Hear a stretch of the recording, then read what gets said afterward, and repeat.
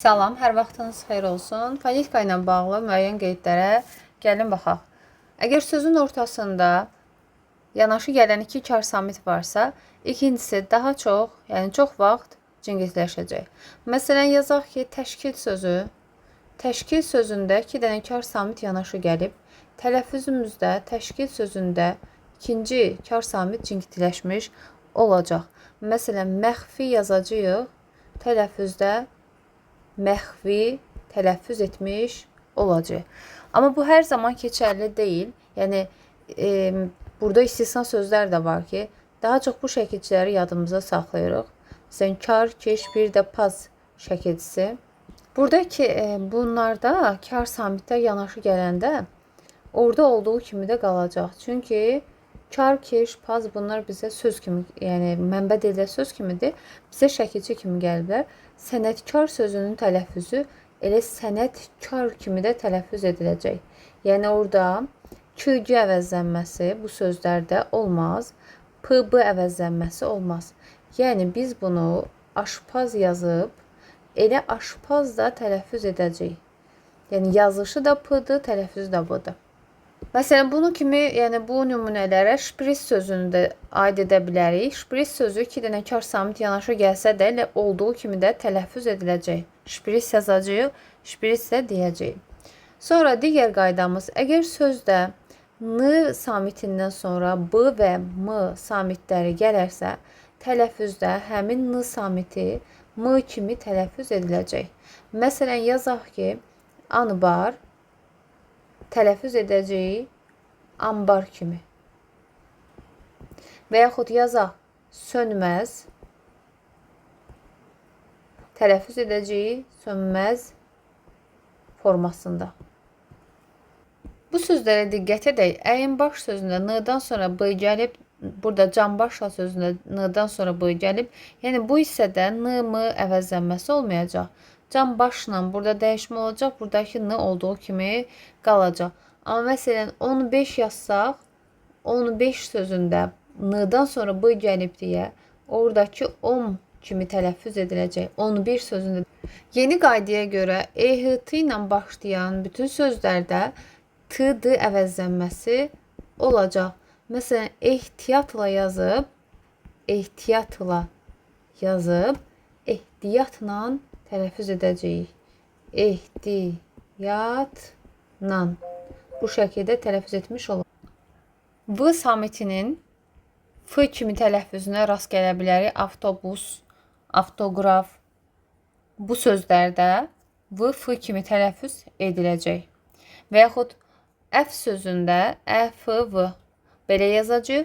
Tələffüzdə f kimi tələffüz etmiş olacaq.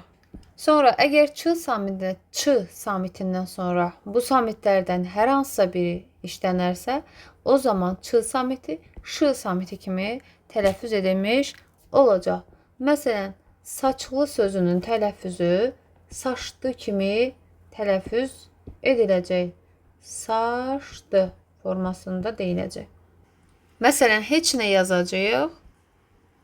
Ç-dan sonra n gəlib deyə orada tələffüzümüzdə heç nə kimi tələffüz etmiş olacaq. Yəni bu doğru qaydadır. Məsələn, açdı, açdı, qaçdı, qaçdı formasında tələffüz ediləcək. Sözün sonu qazaq, yevlax, samux, azıq bu sözlərin sonu x samiti ilə bitib və biz bunlara sayt ilə başlayan şəkilci qoşanda x, q əvəzlənməsi olmayacaq. Yəni qazağa yox, elə qazaxa kimi tələffüz etmiş olmalıyıq. Samuxa yox, daha doğrusu samuxa yazacağıq, samuxa deyəcəyik, samuğa deməyəcəyik. Bu şəkildə tələffüz. Əgər sözümüzün sonu bu samit birləşmələrindən hər hansısa biri ilə bitərsə, biz həmin sözlərə və yaxud tək tələffüzdə və ya tək tələffüz edəriksə və ya biz onlara samit ilə başlayan hər hansısa bir söz, samit ilə başlayan söz və ya şəkilçi qoşarıqsa, tələffüzdə sonuncu t samiti, yəni t samiti tələffüz edilməyəcək, düşəcək. Məsələn, yazaq, sərbəst yazacağıq, amma tələffüz edəcəyik sərbəst kimi. Və yaxud sərbəst demək. Özündən sonra samit gəlib deyə sərbəst formasında tələffüz ediləcək. Bəs yaxşı, əgər biz bunlara sait ilə başlayan şəkilçi qoşsaq, nə baş verəcək? Sait qoşanda orada t-d əvəzlənməsi olur. Yazaq ki, sərbəst iş tələffüz edəcəyi sərbəst formasında, yəni özündən sonra sait gələndə kar samiti cingitləşdirmiş olacaq. Samiti mənfi yadda saxlayırıq. Samit bu təsir edəcək. T tələffüzdə düşmüş olacaq. Yəni burada kəmiyyət fərqi yaratmış olur. Tək tələffüzdə yenə T düşməlidir. Sərbəst formasında deyiləcək. Neftçi, neftçi. Dostyana, dostyana formasında. Sözün sonu müxtəlif samitlərlə bitəndə, eyni cinsi yox, müxtəlif cinsi samitlərlə bitəndə tək hecalı sözlərdə və biz bunlara samitlə başlayan hər hansısa bir şəkilçi qoşanda, nə bilim, l üstü 4 olsun, l üstü 4 olsun, fərq yoxdur. Samitlə başlayan istənilən şəkilçi qoşanda tələffüzdə bir dənə qapalı sait artmış olacaq. Məsələn, yazacağıq sədrlik, tələffüz etmiş olacağıq sədirlik formasında. Və bu sözdə sadəcə sait səs artmış olacaq. Yazıda biz hecanı yazıda axtaracağıq. Yəni bizə hecanı axtaranda 2 dənə sait hərfi var deyə 2 hecası var. Daha biz deməyəcəyik ki, burada 3 dənə sait var deyə biz hecanı yazıda təhlil edəcəyik.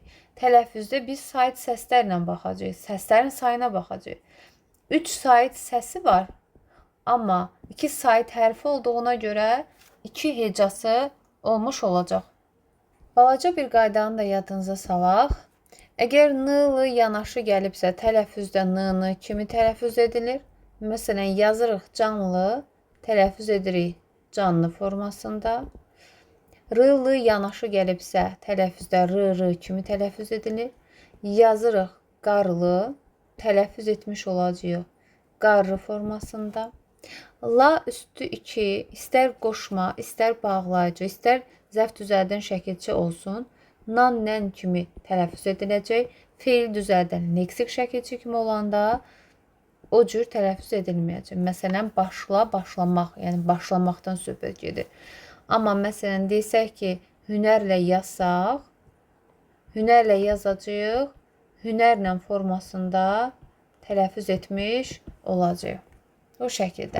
Fonetikaya aid bəzi tələffüz qaydalarını xatırlatmış oldum.